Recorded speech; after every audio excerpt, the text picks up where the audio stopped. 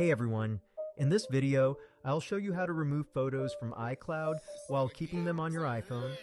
It's quick and easy, so let's get started. If you have photos stored on iCloud but want to delete them from there while keeping them on your iPhone, you have two options. Option 1. Delete all photos from iCloud. 1. Open Settings and tap on your name at the top. 2.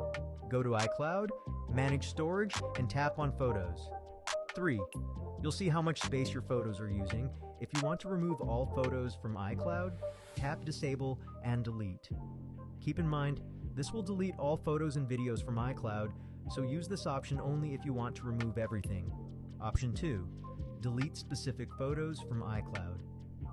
If you only want to remove certain photos from iCloud while keeping them on your iPhone, follow these steps. 1. Turn off iCloud Photos. Go to Settings on iCloud and tap on Photos.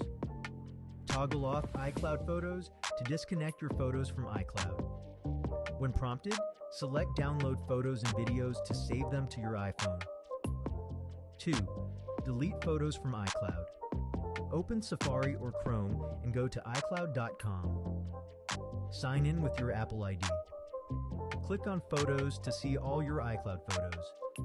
Select the photo you want to remove, then tap the trash icon at the bottom. Confirm by tapping. Delete. This will remove the photo from iCloud, but not your iPhone. 3. Permanently delete from recently deleted. Tap on the album's icon at the bottom. Scroll down to recently deleted and select the photo you just removed. Tap delete again to permanently erase it from iCloud. And that's it. Since iCloud Photos is turned off, your photos are safely stored on your iPhone, even after deleting them from iCloud. Thanks for watching. If this was helpful, don't forget to subscribe my channel. It really supports me.